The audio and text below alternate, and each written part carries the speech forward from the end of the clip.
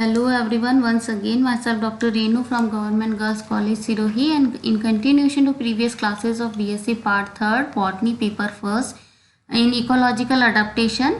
बच्चों, इससे पहले की क्लास में हमने इकोलॉजिकल अडेप्टेशन में हाइड्रोफाइट्स यानी जलोदभिद पादपों के बारे में अध्ययन किया था।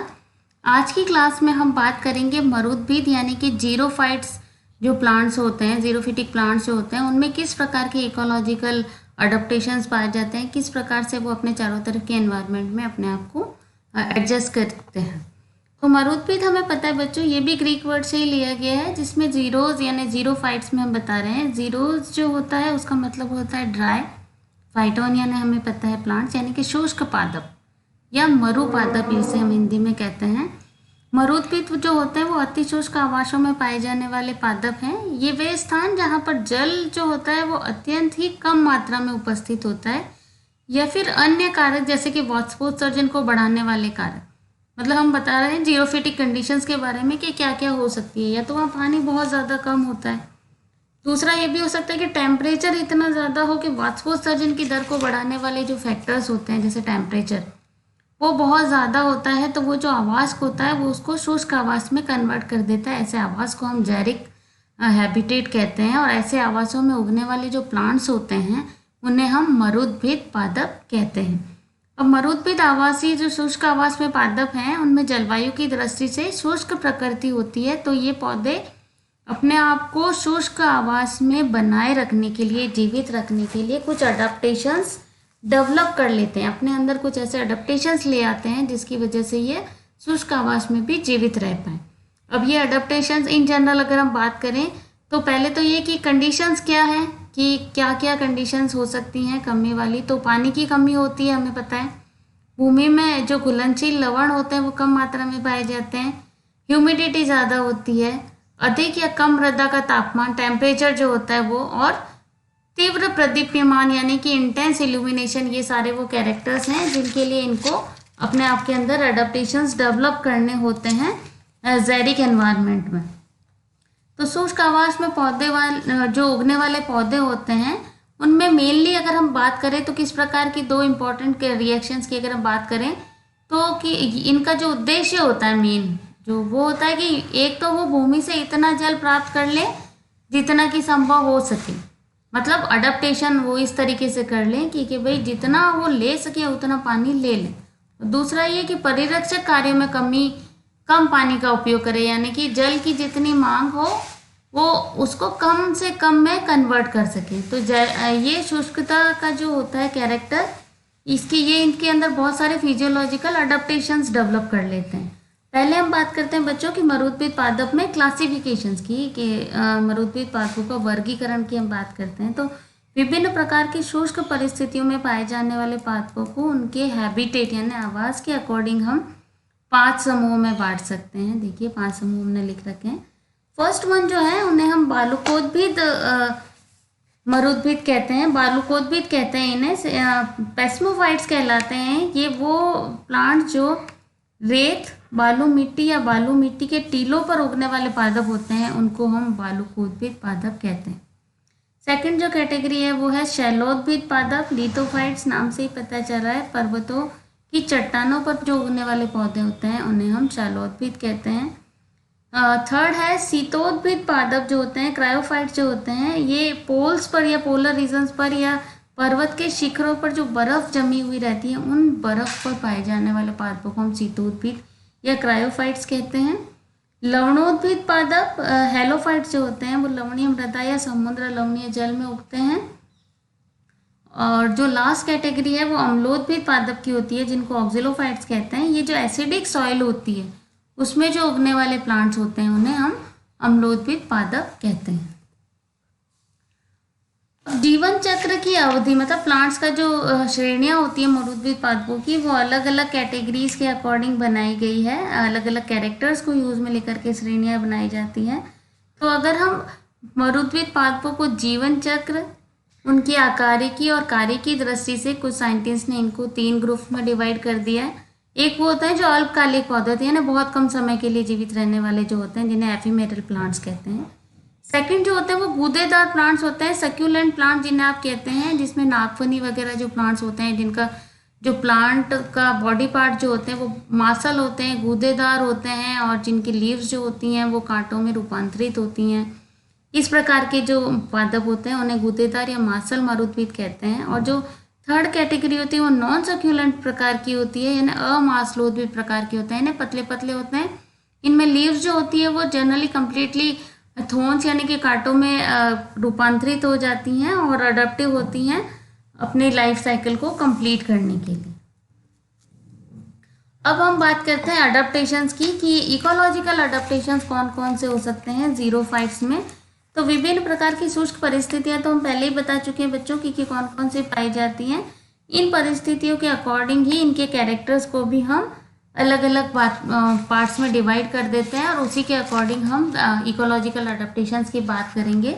तो सबसे पहला जो हम अडेप्टेशन लेते हैं वो है आकारिकी अडेप्टेशन, यानी कि मॉर्फोलॉजिकल अडेप्टेशन इन ज़ीरोफाइट्स कौन कौन से हो सकते हैं। सबसे पहला अडेप्टेशन हम डिस्कस करेंगे रूट्स में, कि इनकी जड़ों में किस प्रकार के अडेप्टेशंस पाए जाते हैं। तो इनकी जो मूलें होती है वो भूमि में चारों ओर प्रसारित होती है, सुविकसित होती है, यानी हमें पता है कि ये बहुत कम जल वाले आवासों में पाए जाते हैं। तो इनकी जो मूल तंत्र होता है, इनका जो रूट सिस्टम होता है बहुत ज़्यादा वेल डेवलप्ड होता है, बहुत डीप होता है, यानी गहरा होता है, शाखित होता है, प्रसारित होता है। देखिए हमने लिखा है कि एक्सटेंसिव होता है, बहुत दूर दूर तक फैला होता है, गहराई में फैली हुई रहती हैं जड़ें। अत्यधिक गहरा मूल तंत्र पाया जाता है, और अधिकांश पौधों में मूल तंत्र प्ररोह की तुलना में कई गुना अधिक लंबा चौड़ा, यानी कि जो प्ररोह तंत्र और मूल तंत्र की लंबाई का अगर हम अनुपात माने तो 1:4 का रेशियो पाया जाता है। रूट शूट रेशियो जिसे आप कहते हैं, RS जिसे आप कहते हैं 4:1, अगर हम उल्टा बोले तो, और शूट रूट का बोले तो 1:4 का रेशियो पाया जाता है। इनमें मूलें जो होती है वो मौसल होकर जल संग्रहण का कार्य भी करती है। मूल की जो वृद्धि दर होती है सामान्यतः अधिक पाई जाती है। मूल रोम और मूल गोप सुविकसित होते हैं, यानी कि रूट हेयर जो होते हैं और रूट कैप जो होती है वो वेल डेवलप्ड टाइप की होती है। वृद्धि दर बहुत अधिक मात्रा में पाई जाती हैं, और अनुपात हमने बता ही दिया है। तो ये जड़ों में पाए जाने वाले इनके अडेप्टेशंस होते हैं। ज़ीरोफाइट्स में की जड़ों में ये अडेप्टेशंस पाए जाते हैं। अब हम बात करते हैं कि स्तंभ में इनके जो स्टेम होता है उसमें किस प्रकार के अडेप्टेशंस हो सकते हैं। तो हमें पता है कि जो ज़ीरोफाइट्स होते हैं उनमें स्तंभ जो होता है वो वायुमंडल के संपर्क में रहते हैं और गैसियस एक्सचेंज करते रहते हैं। तो बट ये है कि वहाँ परिस्थितियाँ जो होती हैं वो शुष्क होती हैं। तो क्या क्या इनमें हो सकता है, तो अधिकांशतः इनके जो स्तंभ होते हैं वो छोटे और स्तंभित होते हैं, यानी कि जिसे आप स्टंटेड कहते हैं। स्तंभित तो प्रकार के होते हैं, काष्ठीय यानी कि वुडी होते हैं, कठोर होते हैं, हार्ड यानी मोटी छाल होती है, यानी इनकी जो बार्क होती है, छाल जो होती है तने पर वो बहुत ज़्यादा मोटी होती है। कुछ मरुद्भिद पौधे जैसे कि ग्वारबाटा, एगेव यानी एलोवेरा, एगेव, सैकेरम, इनमें जो स्तंभ होता है वो भूमिगत होता है, मतलब जमीन के अंदर की तरफ पाया जाता है। तना जो होता है वो अत्यधिक शाखित होता है, और इनमें जो वाष्पोत्सर्जन की दर को कम करने के लिए इनकी जो पत्तियां होती है वो या तो बहुत छोटी होती है या फिर शीघ्रपाती जिसे कहते हैं। कैड्यूसियस लीव्स पाई जाती हैं प्रकाश संश्लेषण की दर को कम करने के लिए। इनमें स्तंभ जो होता है वो चपटा हो जाता है, हरा पत्ती जैसा होता है, मासल संरचना बनाता है, पर्णाभ स्तंभ पाया जाता है, नागफनी इसका एग्जाम्पल होती हैं। और इस प्रकार का जो स्तंभ होता है जिसमें जो स्तंभ जो होता है, पत्तियां जो होती है वो स्तंभ में परिवर्तित हो जाती है, इसे हम फाइलेक्लॉड कहते हैं। पर्णाभ स्तंभ जिसकी आप बात करते हो वो फाइलेक्लॉड कहलाते हैं। तो ये इनके स्तंभ के अडेप्टेशंस होते हैं, पर्णाभ स्तंभ और पर्णाभ पर्व का पाया जाना। पर्णाभ स्तंभ तो जब पत्तियां स्तंभ में कन्वर्ट हो जाए तो इसे हम फाइलेक्लॉड या पर्णाभ स्तंभ कहते हैं।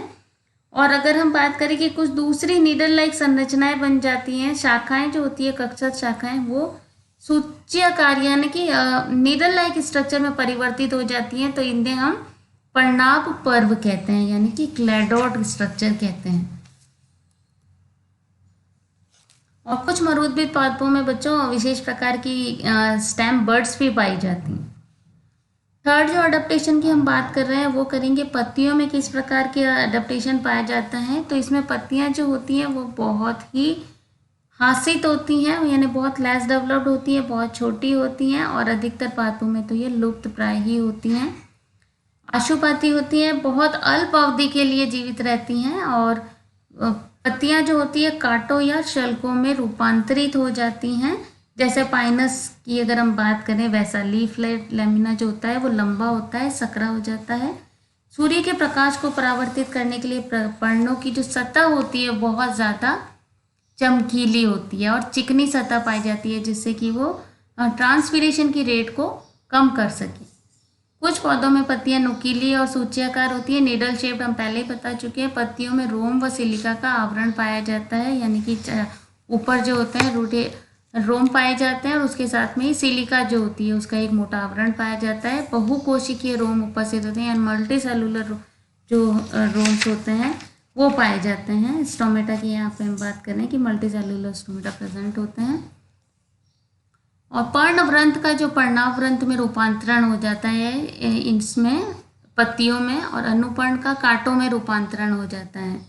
यहाँ पर जो पर्णवृंत होता है वो पेट्योल चपटा होता है, पर्ण के समान ही हरा होता है और ये रूपांतरित हो जाता है, जिसे हम पर्णावृंत यानी फाइलॉइड कहते हैं। यह जल संग्रहण और प्रकाश संश्लेषण का कार्य करता है और वाष्पोत्सर्जन की दर को कम कर देता है। पर्णफलक की उपस्थिति मरुद्भिदों में होती है, यानी कि पर्णफलक जो होते हैं वो पाए जाते हैं इनमें, और मोटर या आवर्धक कोशिकाएं पाई जाती हैं। मोटर सेल्स प्रेजेंट होती हैं जीरोफाइट्स की पत्तियों में के अडेप्टेशन में। अब हम बात करें कि इनमें अनाटॉमिकल अडेप्टेशंस क्या क्या हो सकते हैं, तो अनुकूलन मुख्यतः जो होते हैं जल के व्यय को कम करने के लिए होंगे। हमें पता है जो पानी कम है तो डेफिनेटली पानी को कम हम खर्च कर पाएँ, ऐसे ही अडेप्टेशन होंगे इनमें अनाटॉमिकल। तो आंतरिक संरचना के अनुसार इनमें क्या क्या हो सकते हैं, तो इन पौधों में मूसला मूल में इलोंगेशन की दर बहुत तेज होती है, यानी कि इनमें रूट सिस्टम जो होता है उसमें बहुत ज़्यादा जल्दी से डेवलपमेंट होता है। बाह्य त्वचा पर लिग्निन व क्यूटीन की परत पाई जाती है, यानी कि जो वायवीय भाग होते हैं इनमें उन पर अधिचम पर परत पर वाष्पोत्सर्जन की दर को कम करने के लिए बहुत मोटी क्यूटीन की अत्यधिक मोटी परत पाई जाती है। और जो इनकी बाह्य परत होती है क्यूटीन के साथ में ही इनमें जो उपचर्म होती है उस पर मोमी पदार्थ यानी वैक्सी सब्सटेंसेस की परत भी पाई जाती है। इनके वाष्पोत्सर्जन को कम करने के लिए अधिचर्म की कोशिकाएं छोटी होती हैं, बहुत साइज में छोटी होती हैं। इनकी क्यूटिकल के साथ जो होती हैं आपस में सटी हुई होती हैं, इनके अंदर कोई इंटरसेलुलर स्पेस नहीं पाए जाते हैं। लिग्निफाइड होती हैं, क्यूटिनाइज्ड होती हैं। कुछ पौधों जैसे कनेर में अधिचर्म बहुत मोटी भी होती है। मल्टी लेयर्ड एपिडर्मिस भी पाई जाती है। एपिडर्मिस और हाइपोडर्मिस में लिग्निन, क्यूटीन और सुबेरिन का आवरण पाया जाता है।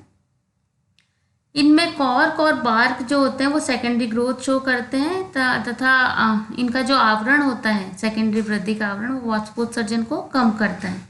तने की बाह्य सतह पर हमने बोल दिया गर्त और उभार का पाया जाता है ना, पिट्स पाए जाते हैं। अधो त्वचा हम बता चुके हैं, जो हाइपोडर्मिस होती है वेल डेवलप्ड होती है। एंडोडर्मिस की कोशिकाओं में स्टार्च कण पाए जाते हैं यानी स्टार्च ग्रेन्स पाए जाते हैं। वेस्कुलर टिश्यूज जो होते हैं संवहन ऊतक जो होते हैं वो बहुत ज़्यादा well developed completely well developed tissue system पाया जाता है। द्वितीयक वृद्धि पाई जाती है, हमने अभी बताया था। द्वितीयक वृद्धि जो होती है वो वाष्पोत्सर्जन की दर को कम करने के लिए होता है। स्टोमेटा जो होते हैं वो गर्त में धसे हुए होते हैं। इस प्रकार के स्टोमेटा को हम सनकेन स्टोमेटा कहते हैं। गर्ती स्टोमेटा जो जीरोफाइट्स के कैरेक्टरिस्टिक फीचर होते हैं कनेर और कैजुराइना में पाए जाते हैं। और सनकेन स्टोमेटा जो होते हैं वो रोमों से भरे हुए होते हैं, अंदर हेयर लाइक स्ट्रक्चर से भरे हुए होते हैं, जिससे रंध्र जो होते हैं वो क्या करते हैं सीधे जो ड्राई एयर होती है उसके संपर्क में नहीं आते हैं और ट्रांसपीरेशन की रेट जो होती है वो इससे कंट्रोल हो जाती है, कम हो जाती हैं। इसके साथ ही कुछ पौधे होते हैं जीरोफाइट्स होते हैं जैसे सामा, पोआ, हेमोफिला, एग्रोपाइरोन, इन सब की जो पर्णों की ऊपरी चरण होती है उन पर आवर्धक कोशिकाएं यानी बुलीफॉर्म सेल्स पाई जाती हैं। ये जीरोफाइट्स का एक कैरेक्टरिस्टिक फीचर होता है बुलीफॉर्म सेल्स का पाया जाना, आवर्धक कोशिकाओं का पाया जाना। ये क्या करती है जलाभाव के कारण पर्णों की गोलाई में लिपटने में सहायता प्रदान करती है, जिससे क्या होता है कि लीफ जो होती है वो कर्व्ड हो जाती है और सतह कम मिलती है। वाष्पोत्सर्जन प्रकाश के डायरेक्ट कांटेक्ट में अगर कम सरफेस आएगी तो डेफिनेटली वाष्पोत्सर्जन की दर जो होती है वो भी कम हो जाती है। ये कुछ आंतरिक अनुकूलन थे, इंटरनल एनाटॉमिकल अडेप्टेशन थे। अब थोड़े से फिजियोलॉजिकल अडेप्टेशंस की अगर हम बात करें कि इनके जो ज़ीरोफाइट्स होते हैं उनमें कार्यकी रूप से किस प्रकार के अडेप्टेशंस पाए जाते हैं, तो शुष्क परिस्थितियों के प्रति सहनशीलता और प्रतिरोध की क्षमता इनमें पाई जाती है। हमें पता है मरुद्भिद आवासों में क्या होता है, सोलर रेडिएशन बहुत ज़्यादा इंटेंस होते हैं, तीव्र होते हैं और जल का अभाव भी होता है। तो यही दो मेन फैक्टर होते हैं जो इनको इफेक्ट करते हैं। तो इनमें हमने बताया कि सहनशीलता और प्रतिरोधक क्षमता ज़्यादा होती है, वाष्पोत्सर्जन की दर में न्यूनता होती है। ये सारे कैरेक्टर जो होते हैं वो एनाटॉमिकल कैरेक्टर्स के साथ में एसोसिएशन में होते हैं। मार्शल मरुद्भिदों में अनेक प्रकार के अम्ल पाए जाते हैं, पॉलीसेकेराइड्स पाए जाते हैं, पेंटोजेंस पाए जाते हैं जो शुष्कता का सामना, मतलब इनमें कुछ ऐसे हार्मोन्स और कुछ एसिड्स डेवलप होते हैं, स्ट्रेस हार्मोन डेवलप होते हैं इनमें पाए जाते हैं, जिसकी वजह से यह प्रतिरोधक क्षमता डेवलप कर लेते हैं। इनमें जो उपापचयी क्रियाएं होती है उनमें ये सारे जो एसिड्स वगैरह बनते हैं, जो वाटर बाइंडिंग कैपेसिटी पाई जाती है, जिनमें जल बंधक क्षमता पाई जाती है, जिसकी वजह से यह पदार्थ कोशिका द्रव्य के नाइट्रोजन यौगिकों के साथ कोशिका में जल संग्रहण का कार्य कर लेते हैं।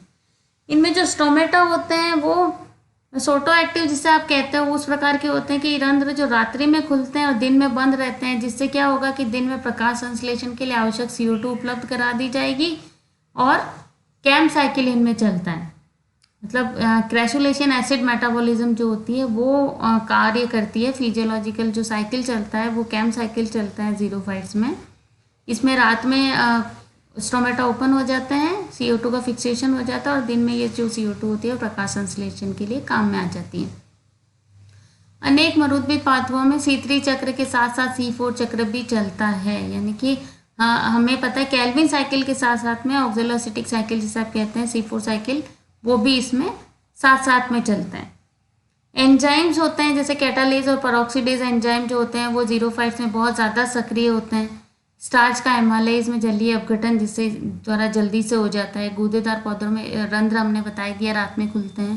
श्वसन गुणांक जो होता है जिसे रेस्पिरेटरी क्वेश्चन कहते हैं वो हमेशा इनका 1 से कम या लगभग 0 होता है।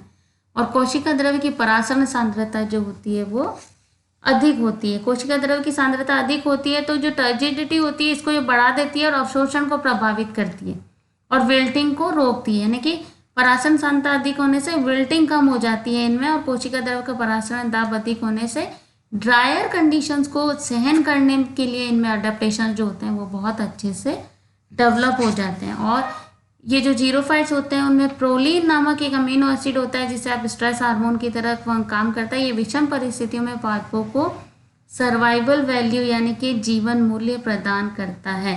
ये इसका एक्यूमुलेशन का फंक्शन करता है और अत्यधिक निर्जलीकरण की स्थितियों में इनमें इरिवर्सिबल कोगुलेशन का प्रतिरोध करने की क्षमता जो होती है वो इनके फिजियोलॉजिकल अडेप्टेशन में आती है। This is all about Xerophyte. Thank you very much.